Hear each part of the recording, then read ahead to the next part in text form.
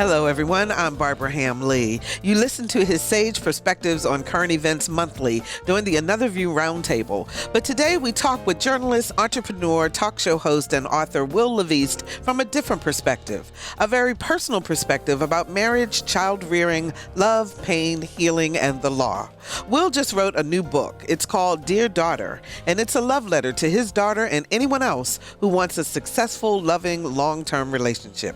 A very powerful story is next on Another View, so stay tuned.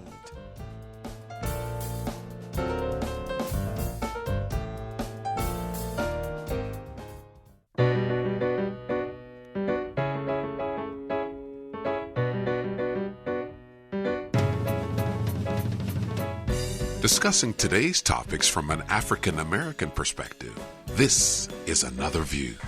Hello, everyone, and welcome to Another View. I'm Barbara Ham Lee. If you're a regular listener of Another View, then our guest today is absolutely no stranger. Wil LaVeist is a regular on the Another View Roundtable.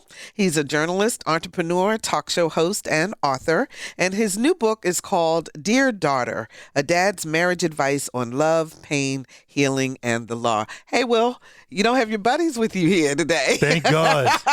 Thank God. I get you. I appreciate you, Barbara. Appreciate you having me on and even being willing to talk about this topic. It is a topic that touches everyone in one way or another because we're all in relationship. But in terms of what has happened to you, it's been a very personal thing that happened to you. And for you to be able to come forth like this, I think will help a lot of people. Well, that's the motive behind it. And unfortunately, the media, the lawmakers, for some reason do not really want to deal effectively with this issue. And so I think by telling my story and by putting it out there, as you said, my hope is that others will hear it. One thing I noticed about you before we get into the book, and I do have a passage I want to read from it, but when you went through changes in your life in terms of job, and you wrote Fired Up. Right. And now you went through this personal issue and devastation, really, and rebirth, if you will, through with your marriage and your family. And you wrote another book. Is that your way of dealing with life in terms of? Yeah, I think in part, as a writer, just like or any artist, that the material that they write music about, the material that people write poems about, oftentimes comes from their personal life. Comics, when they stand up and they're giving jokes and they're making you laugh, they're a lot of times working through their own personal issues. So in that sense, I think I'm no different. So for those who have not had a chance to read Dear Daughter, and I hope lots and lots of people do, you were married for more than 20 years, and you got some news that really took you to your knees. Can you tell absolutely. Tell us what happened. By chance DNA, as I write about in the book, a DNA test for my daughter. I learned that my daughter, my baby girl, I was there when she was born. I was the first to hold her, cut her umbilical cord. Then I learned that she's not my biological child. And there was no reason other than, there was just no reason to believe anything other than that she was my biological child. And you raised her. I raised her. Time. We were very close. She's a classic daddy's girl.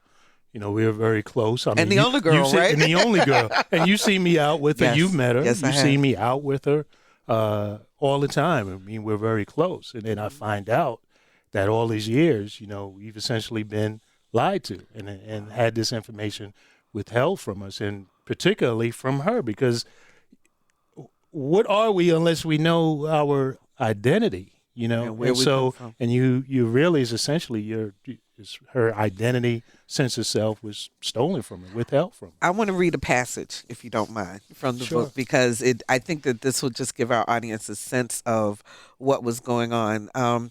When I pulled the envelope from the mailbox, I felt in my gut that the news would not be good.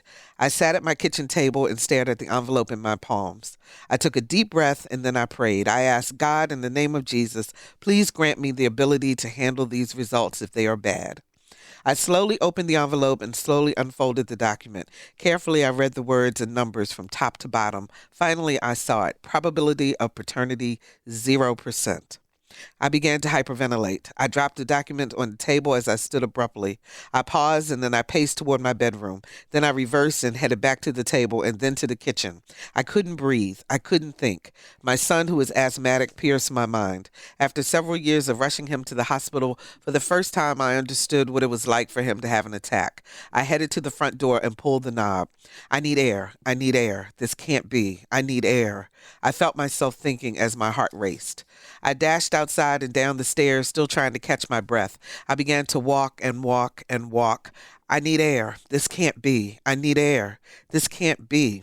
I kept thinking. To passersby, I must have looked either crazy or as if I were talking on my cell phone with an earpiece. My feet and legs and arms kept moving. Down the sidewalk, street scenes and sounds went unnoticed. I felt completely alone. I need air. This can't be. I need air. This can't be. I kept thinking. I need air. This can't be. I need air. It took my breath away. Just reading that. And I can imagine just when you think back on that time, did you ever think you'd be to this point? Because this is a very pro-marriage book. Not at that moment, boy. Not at that moment. You just took me back as I was reading. I was visualizing all of that. And I'm thankful to God that I'm even able to sit here, and talk about it, because that was absolutely the darkest moment of my life to that point. And then as I talk about it in the book, is that it got even darker when I had to have a second test to confirm. And I had to tell my daughter the truth. And we're sitting in the car and wiping each other's tears. And I see in her eyes a deep sense of sorrow and pain that, as a parent, Yeah. And it was just something I never saw in her eyes before and hope to never see again. And hope no one else ever has to deal with something like that. So you got divorced, and you went through some ugly stuff with that, and we'll talk about that in a minute. But why have you been able to still be pro-marriage through all of this? Because ultimately, the miracle in this, and when that moment happened, is that God showed me, okay, this happened. You can't change what happened. Your best path forward is what you need to be looking at for your daughter as well as for yourself. And so in the midst of that, I wanted to be angry like any normal person would want to lash out and be angry. But I've always been a person who, all the different things that I've been through, tough things in life, okay, what can I learn from this and what is the path forward?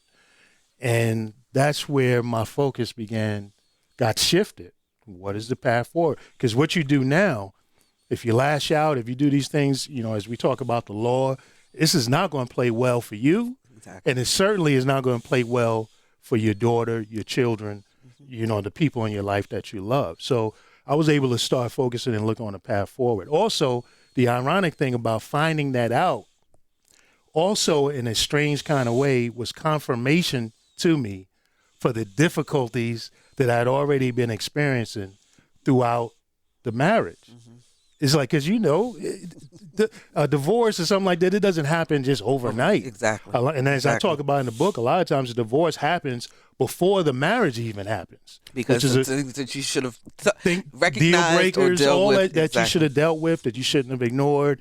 A lot of times we get into relationships, one thing leads to another, and then we find ourselves standing at the altar and we're like, how did I get here? So it was like in a strange way, it was also confirmation. It was like, no wonder I'm dealing with some of these basic things that I thought I shouldn't be banging my head against a wall over. So it was that. And so, again, being a person of faith, God showed me that your path forward is going to be so much greater, but it depends on what you start doing now for your daughter as well as for yourself and your What children. did your daughter say when you told her you were going to write this book?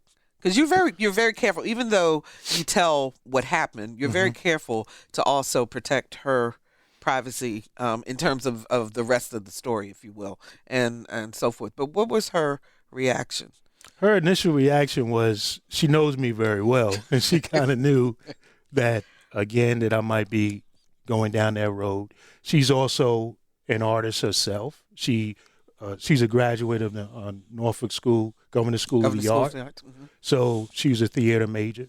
So she knows. And so her reaction was one, I know my dad, I know this is what he would want to do, is to put something out there that would be helpful to other people. And then her second reaction was, being resistant about her business, her story. And if she had not given me her permission to move forward, I wouldn't have moved forward at all, because it's very important that she gets her identity, her story back. Other people have written her story for her. And my role, one of the things that I share with her is that, look, I want to do my part as your father to give you all the information that you need to do to now take your story back as an adult and tell your story and go on with your life and have a happy life and tell your story fully when you see fit. And that's exactly what I've done. I've given her, she has all the information that she needs to know about her, what has happened, who is potentially who. She knows. She has all the information that she needs to do what she needs to do as an adult. Does she have a relationship with her mother? As far as I know, yes. Okay. One of the things that I've impressed upon all of my children is that, look, Bible says, honor thy mother and thy father, so that your days will be long.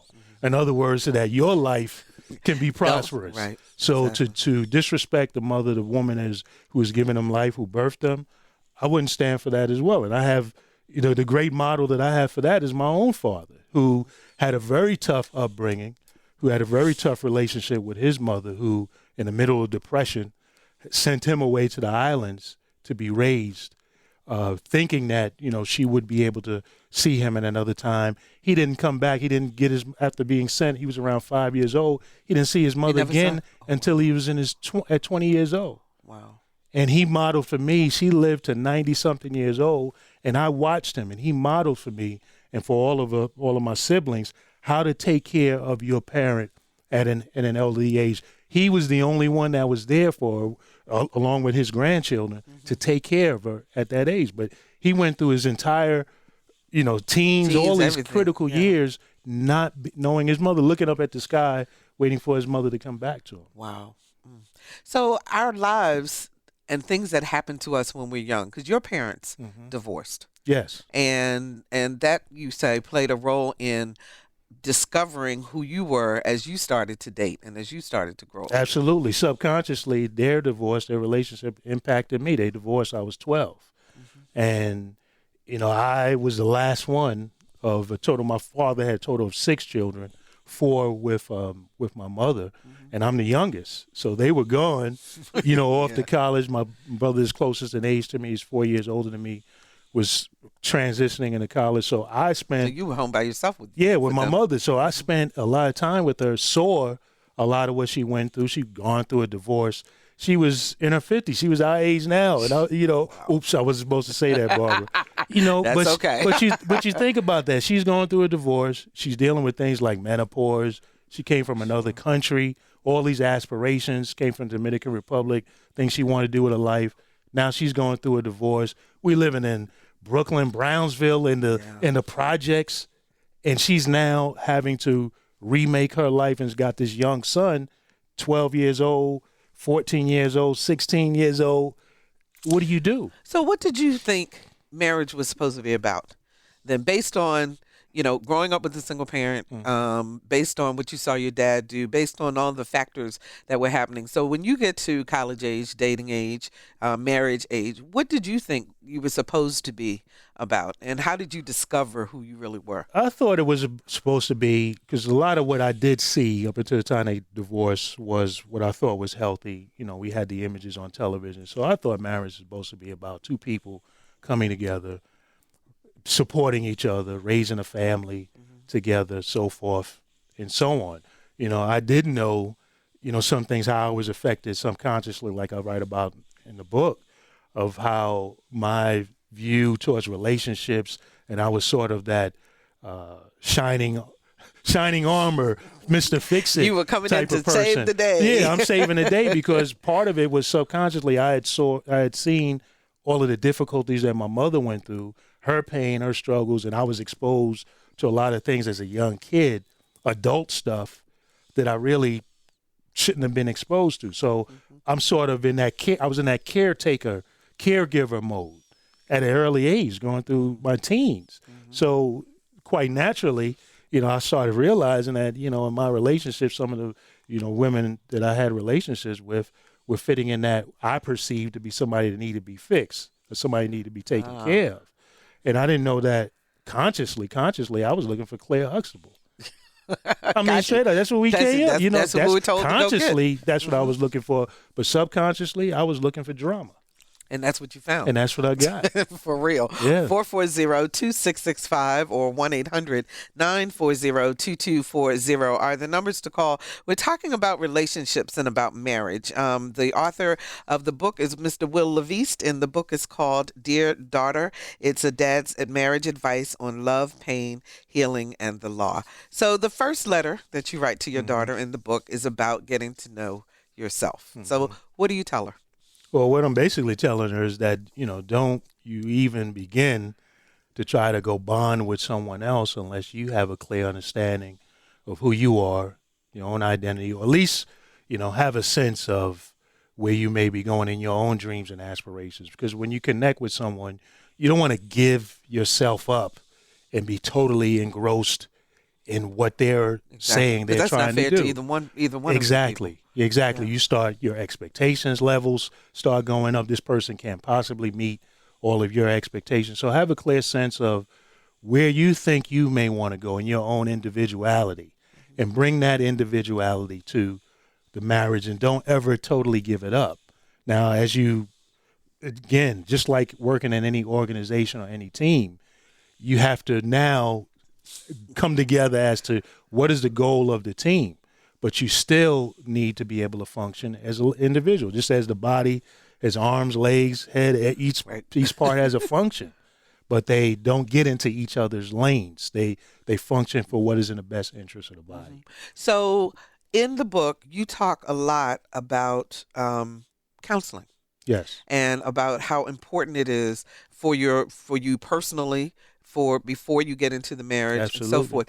But Will, as you and I, and we've talked about this before, so counseling is like a 4-letter word in the Black community. So, first, how did you get to be comfortable with the idea of counseling? And then talk to our audience about why you feel that is something that really is important, and we need to change our mindset about how we feel about counseling and how it can help us. Well, absolutely. I mean, one, it helps to have a sister. My sister, Pam Bell, is a minister, pastoral counselor up in the Baltimore area. It helps to have an older sister who is a counselor and who had been my counselor over, the course of years. So that kind of exposure, for one, helps. And then two, just recognizing that, look, we don't all have it figured out and don't all have it together. And so there's a lot of things, like I share subconsciously, that may be going on with you. There's a lot of things that your family background has to do with who you become as an adult. And if you don't come to peace with certain things, you are inevitably going to pass on those dysfunctions, those problems to the people who you claim, you say that you love. And it's not about blaming. Exactly. In terms of, because some people say, well, all you want to do is blame the mother, or all you want to do is blame the father, or whatever. But it's more about discovering how it affected you and how you can make that change. Absolutely. One of the things I talk about in the introduction of the book, and who actually helped shape this book, is I met with some women who were in counseling, actually a counseling team with my sister, who were in counseling, recognizing that they had what we call daddy issues, and we put a bad name on that, daddy issues. Women who have had dysfunctional relationships with their fathers, either they weren't around or they were present and were dysfunctional.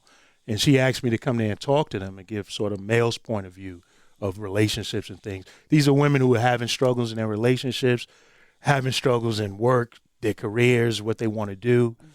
And as I shared with them my story, there wasn't a dry eye in the room. The women got it immediately. They saw themselves as daughters. They saw themselves in the role as a mother. They saw themselves as spouses. And so it was really after that, and the questions that they began asking me about wanting my perspective and asking, what you might feel are embarrassing questions, we sat and really dialogued and was honest with each other. And it's really what they were asking me that began to shape. And I saw, oh, this is, again, what's the path forward? This is what the book really needs to be about. And my key message is, especially for women, the eureka moment was when the women who had daughters, the mothers there, realized, oh, wow, my daughter is having some of these same issues. I transferred my pain to my daughter. Just as I share about how I was impacted by my parents and what happened, they saw I'm transferring my pain to my daughter. Some of them may have had men in their lives and they got issues with the daughter's father, the child's father. I'm telling my daughter that their father is no good. Yeah. Now, how is this affecting the daughter when it's time for her to engage in a relationship? Mm-hmm. These are the things they began to see. And that's what made me realize, oh, this is exactly where we need to go with this. So in the Black community, because the single parent households are so prevalent, and African American men, a lot of them are not involved in their daughters' lives. Talk about why then it is so critical for men to be a part of their daughters' lives. It's so critical. Because we always talk about, the man helping their sons. Right. But talk about that daddy-daughter connection. It's critical. It's critical because men provide their daughters a sense of security, a sense of identity. They're the first role model in terms of their relationships, their intimate relationships, as well as, how they will begin to relate to people of the other gender. I spoke recently, about 2 weeks ago, with a group of men, an event put together by the Girl Scouts, talking about foresight. The Girl Scouts, this traditional organization here in this area, recognizing that a lot of young girls do not have their fathers in their lives or do not have biological connections, and that the men in their lives need to be brought in and to discuss and to realize how important they are in a positive way. And I talked to them, and it was amazing to see these men, beautiful to see them. It brought back memories of me engaging my daughter, working on Legos, doing things, drawing, doing things like that, and to see the joy that's in the daughter's face. So daughters connect with their fathers differently. They connect with their mothers. It doesn't mean that they don't love their mothers or they don't model their mothers, but the father's relationship is very, very critical. And I saw it in my own relationship with my daughter, reinforcing in her, no, your beauty on the inside is what is really most important, your character, those sorts of things, and being able to hug her and nurture her in a way that's not, sexual all the time. And it gives her a sense of standards. Who, when it comes time to pick a mate, if that's what she chooses to do, what's the standard? How should I be treated? And when they don't have that, now you're left to picking up examples on the street, examples in pop culture, and these reality TV shows of what we see that's going on. Again, it's entertainment.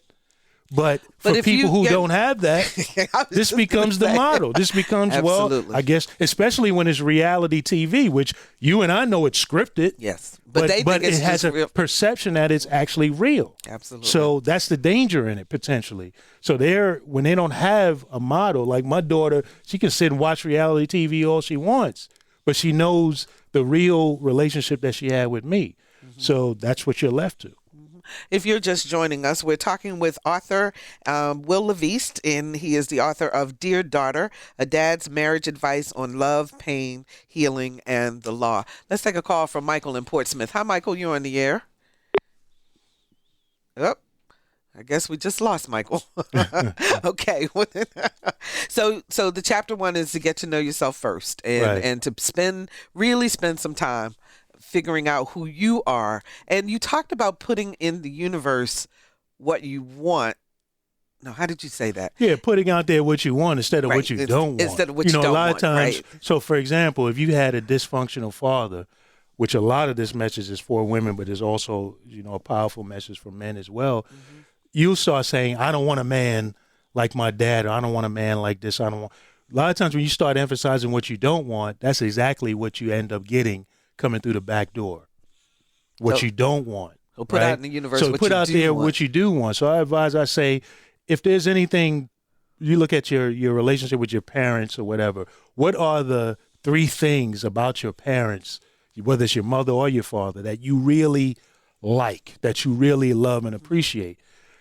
Those are the things that when you are as an adult that have been implanted in you, those are the things that you're going to be looking for to be reinforced in your relationship, as opposed to saying, this is what I don't want, this is what I'm running. When you run from something, what happens? When you back away and you run from something, what happens? You end up banging into a wall because you can't see. You can't see where you're going. That's right. So this is why I say turn to where you are going and look at what you want and gravitate towards what you want. All right, let's see if we can get Michael back on the phone again. Yeah. Hopefully we're not having phone issues. Hi, Michael, you're on the air.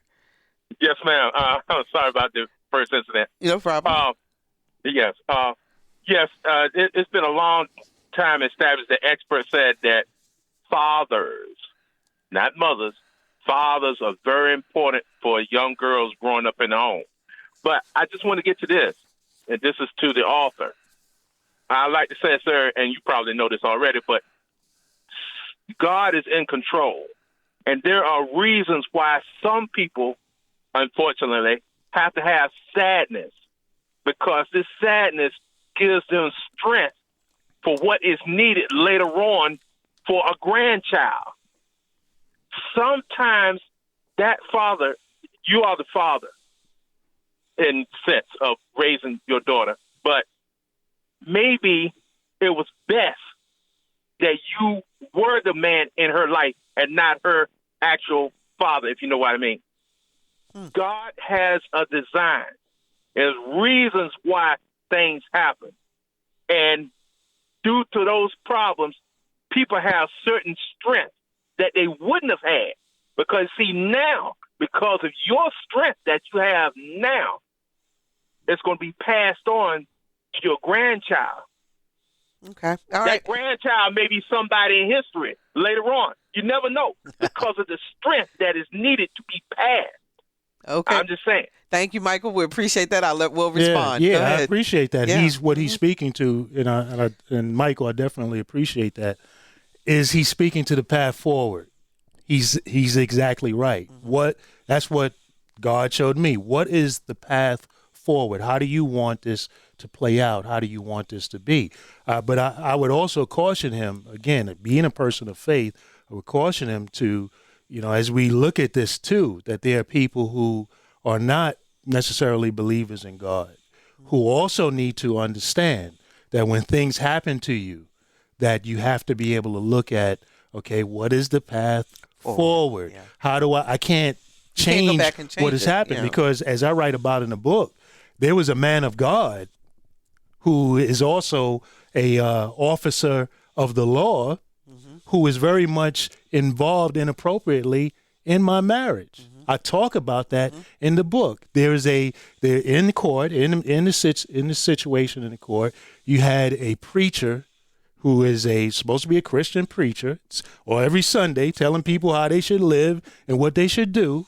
And he's also a state trooper in the state of Virginia who was involved inappropriately in my marriage. Right, exactly. So, again, I caution that there are people who have very much been wounded by the church, wounded by people who talk about God and so forth and so on. And this is people that your listeners know. Right. Your listeners know. There are people who are in this church right now, or this Sunday, who are going to be in this church being told how they should behave. And I had to subpoena him, and I had to subpoena his wife. Wow. I tell you.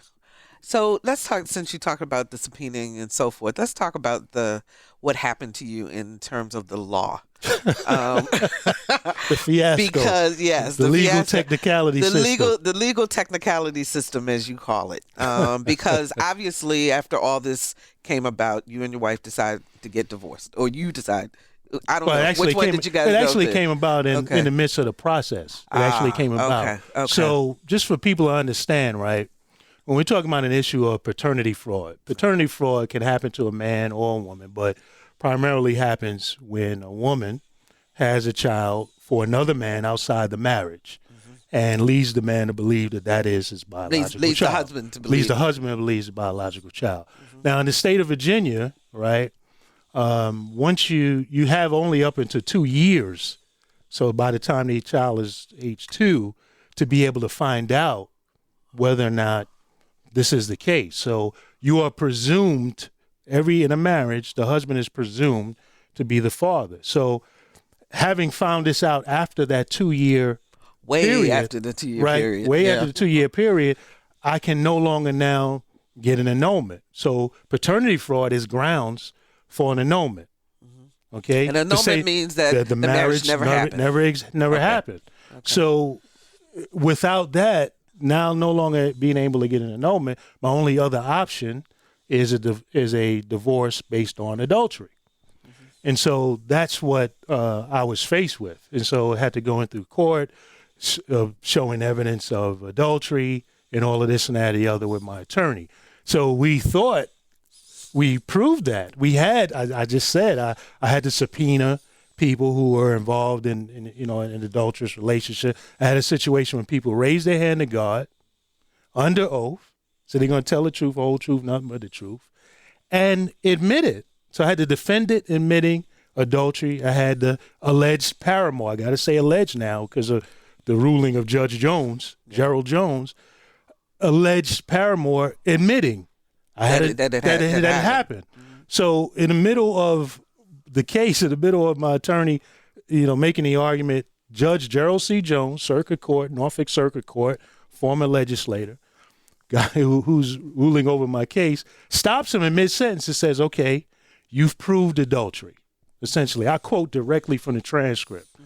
By the way, all of what I'm talking about is hidden in open view because this is all public record. Exactly. So that's what I'm saying. And that's why I'm comfortable with you talking about it, because we did not ask Judge Jones to be here in defense of what he did, but that's not the point. The point is this is all what happened in this court, is what happened. And it's all public record. And this is all public record, and these are your public servants that your tax dollars go to support. Mm-hmm. So he stops my attorney and says, okay, you proved adultery. What else do you have? So my attorney's like, this is what we came here to do.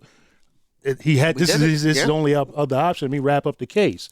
Then at the end of the case, when it's time to issue his ruling, he says, well, you didn't prove adultery because you didn't establish the date and the time.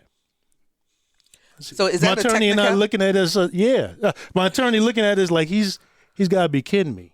He's got to be kidding, right? So is that a part of the proving of adultery? In other words, is there a 1, 2, 3 equals adultery and date and time you have to prove? Well, we don't know.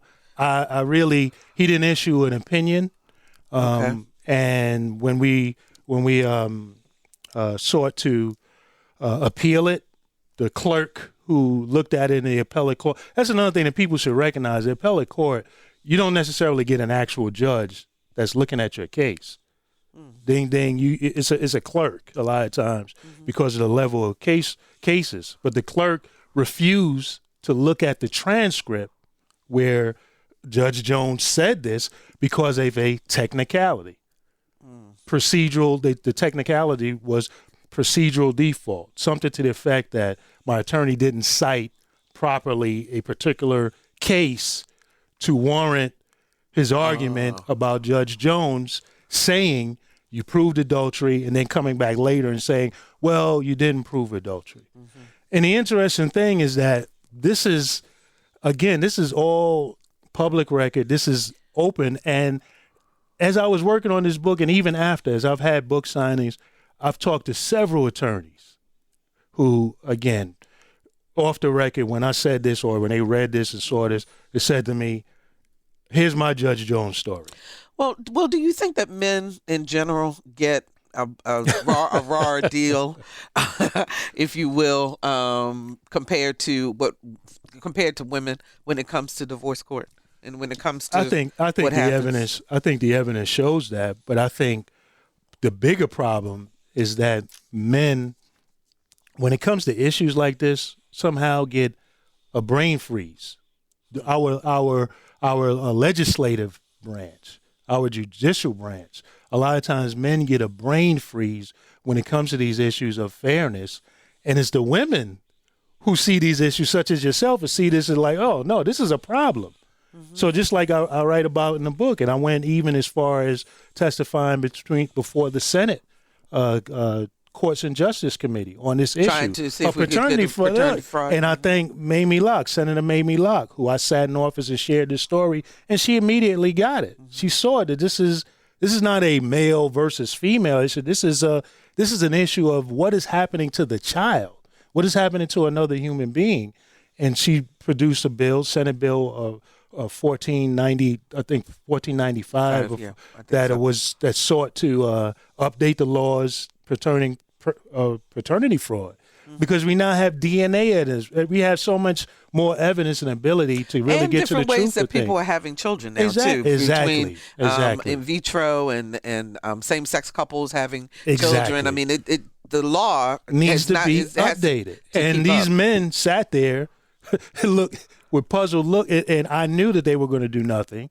I believe that she also knew that they were going to do nothing, but she did what she should do as a public servant, identify there's a problem and try to do something about it. So Virginia State Legislature knows it has a problem with its laws not being updated as it pertains to this, but refuses to do nothing. I think a majority of the reason why that is the case is because you got a lot of men there who get a brain freeze when it comes to this, and you got lawyers who, quite frankly, let's be honest, they profit off the law being convoluted.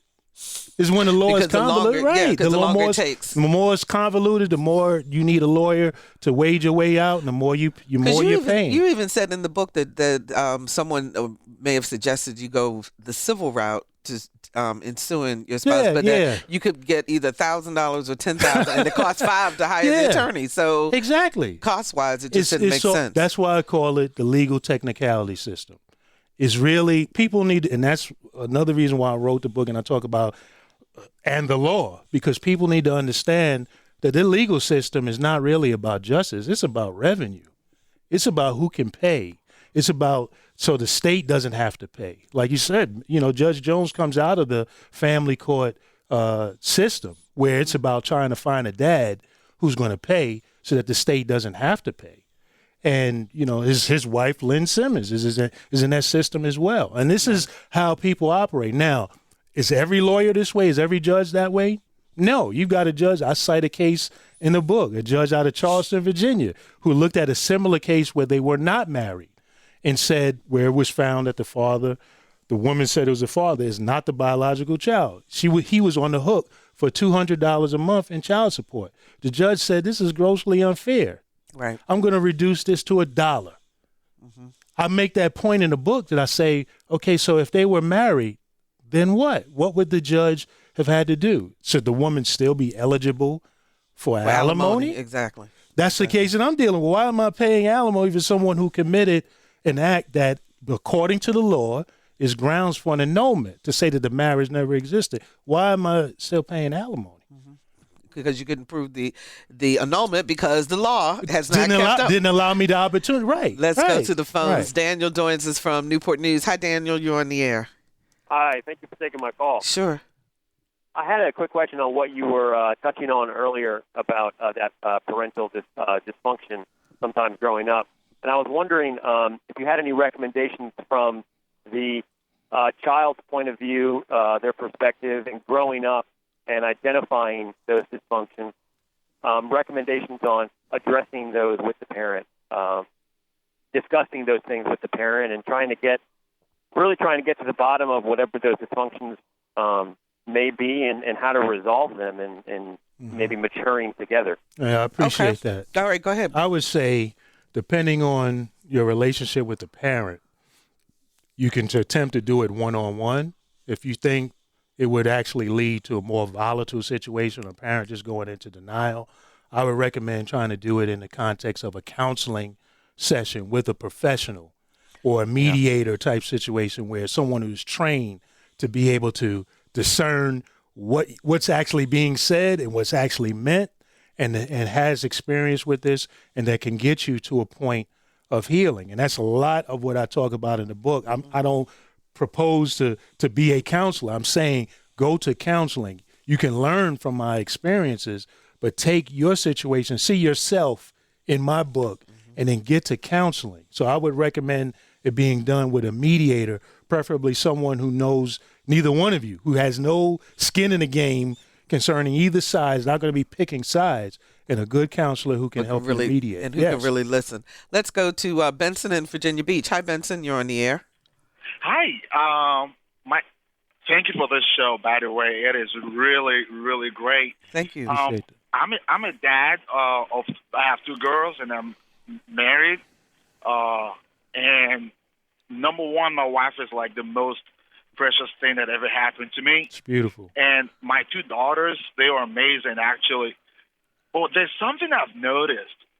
I've noticed that my oldest daughter, she's just 3 years old, when her mom says, don't do this, she will still go ahead and do it. And once you say, Daddy, I will say Daddy, she'll be like, oh, no, I will stop. So that shows me how much girls respect their dad, and how much, if the dads are not present in the lives of their children, the girls might actually not experience this nurture as they grow up. Right. So I really do appreciate, this show, because I was raised by, of course, I love my dad. He was like one of my best friends ever before he passed. And, of course, by my mom together. And I know the impact parents, father and mother together, plays in the life of a child. Absolutely. So definitely, this is definitely one of the best shows I've actually heard. And I'm not trying to secret it, but it's really true. Thank you very much for, bringing up this issue. And I really wish we black people stay married, stay engaged in the life of our girls.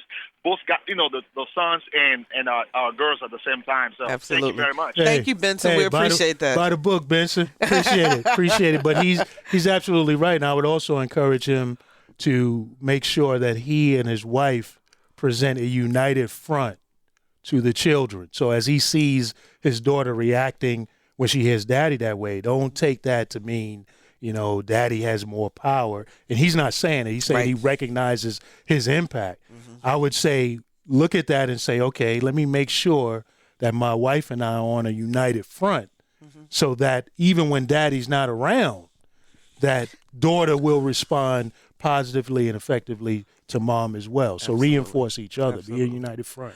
When you look back on, you talk in chapter 2 about warning signs, and you get what you see. Yes, you do.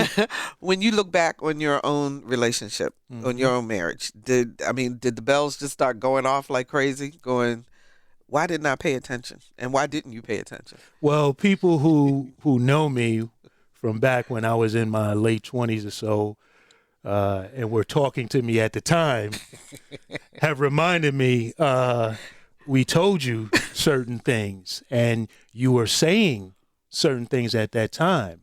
And so I think what I learned and what I talk about in the book is this issue of following your gut. So again, because of some of the subconscious things that were going on with me, I wasn't trusting my gut that was already telling me what I shouldn't do and what I didn't like and what wasn't going to work for me. So I was glossing over it. And that's what we do. A lot of times women make that mistake of glossing over things, saying, oh, I'm going to change him.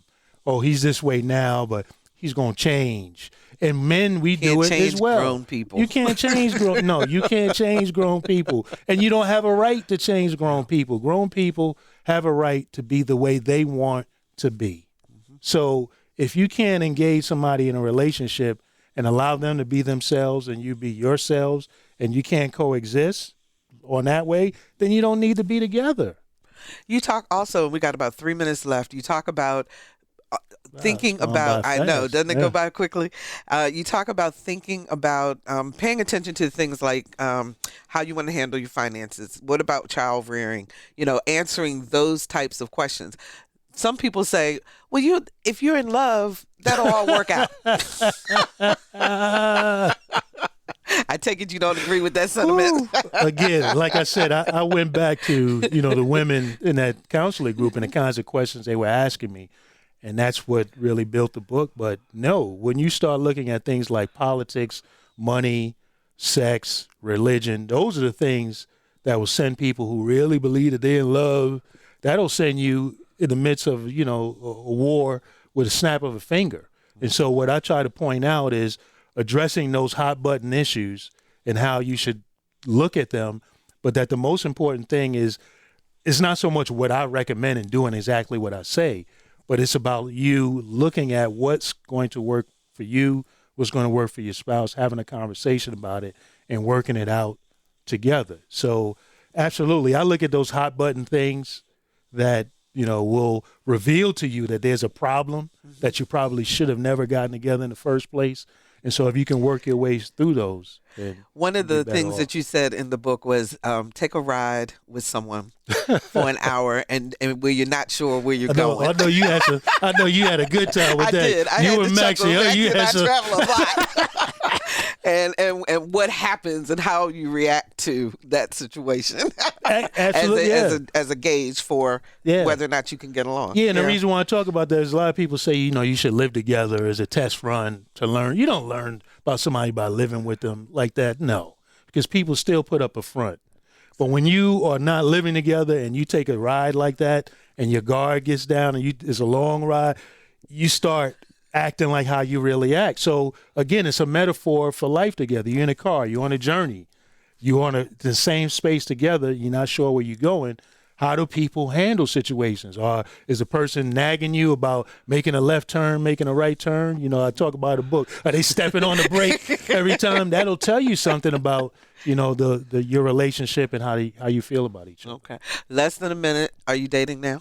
Oh, absolutely. I've been blessed to have a very beautiful woman in my life for the past 2 years now who is 180 degrees away from where I was.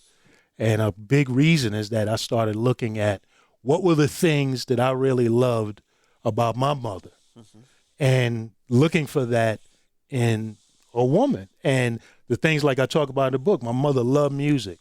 She loved to dance. She loved to sing. She was one of the people who cooked. And the type of person who cook and express their love through their cooking. These are the things that I started looking at, and these are the kind of things that this woman possesses. The book is called Dear Daughter, A Dad's Marriage Advice on Love, Pain, Healing, and the Law. It's by Wil LaVeist. Wil, thank you so much for joining us today and sharing your very personal story with the hopes that we can help others. Appreciate you. Absolutely. Appreciate you, and we'll be right back. Hello, this is Spike Lee. What's happening? And you listen to Another View.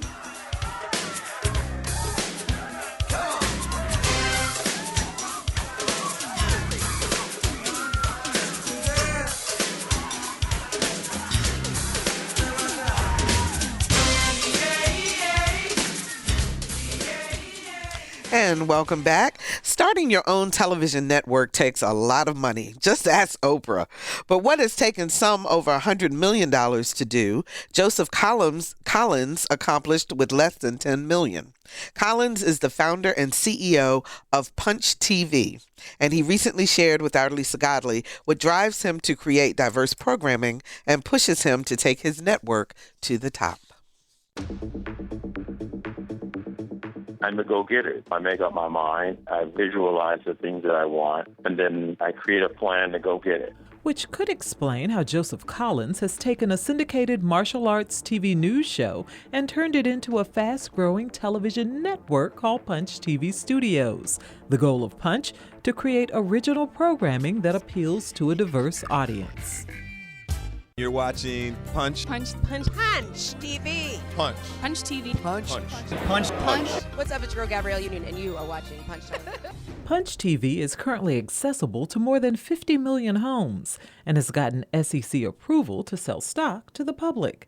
And the man holding the reins has done it all. But Joseph Collins says the thing he loves most is when he gets a chance to be creative. I really enjoy the movie-making process, taking nothing and turning it into something.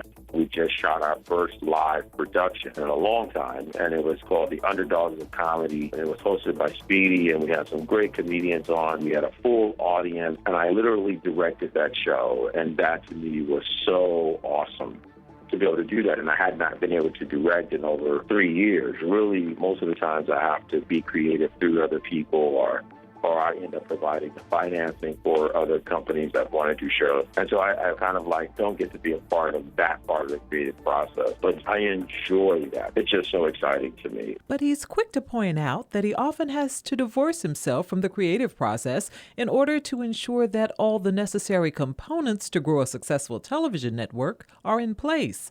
And his stories of getting things done shows just how determined Joseph Collins really is. I personally made $8,000. We just lost the rest of the story. I am so sorry, so we will have to bring that back to you. Well, we'll turn Will's mic back on then so we can finish talking. And I do apologize, audience. I don't know what happened technically, but we will be able to find it. I was enjoying it too because I wanted to know more about Punch TV. So we will have Lisa bring that story back to you, back to us at a later time. So, Will, you used a local publisher for this book. Yeah, Kohler Books, which is based in Virginia Beach. John Kohler, the owner. They recently had a big release of a book, Papa John's Pizza. He wrote his memoir. So this very much is a Virginia, story. As I talk about, local publisher doing great work, as well as, like I said earlier, about the issues of, the law, Virginia law. Right. And so I think, as a Virginia resident, people should really be interested in this book and knowing that this product is coming right out of the state. So I know you're an investigative journalist and you do a lot of stuff. Are you going to become a crusader, if you will, an advocate for making the change with the paternity fraud and the law, or you think you're just going to? Well, as you know, as I talk about in the book, I went and testified.